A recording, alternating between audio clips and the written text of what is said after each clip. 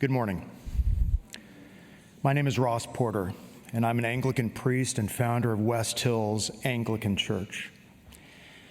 I stand before you this morning deeply honored and humbled by the opportunity my dear brother Rabbi Paul has given me to address you on this most holy day. Now, I am your younger brother in faith and would never presume to teach you anything. However, I do offer myself as a witness that you are not alone in this time of crisis and struggle, that you have not only survived but thrived through thousands of years of pain and heartache, and that my tribe and I stand with you and will remain standing with you in love.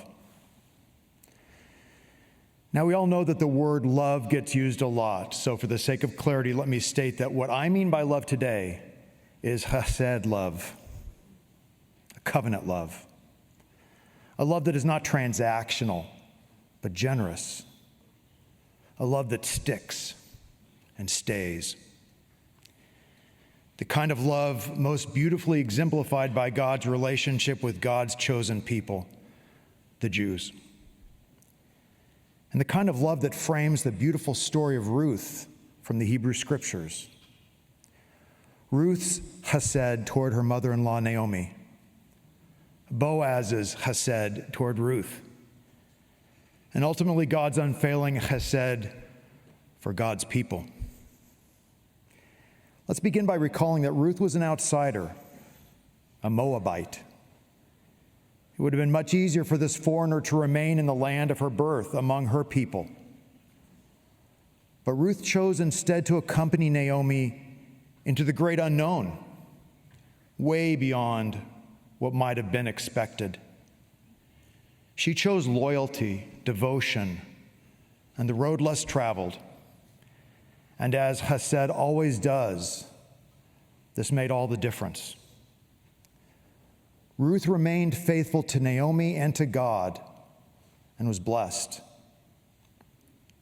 Hear anew the ancient words, "Don't urge me to leave you or to turn back from you.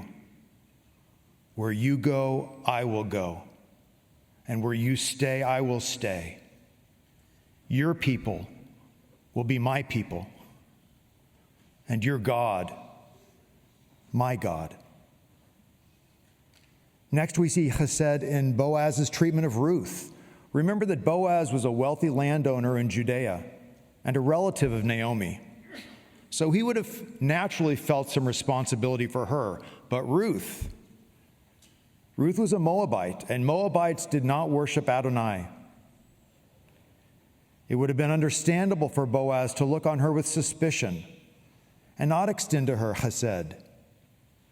Just move on. Don't get involved.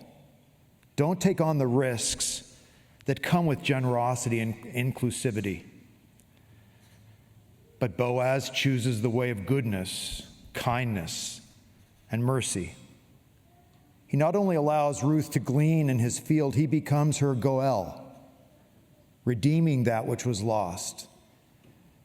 And my dear sisters and brothers, this is what chesed love does.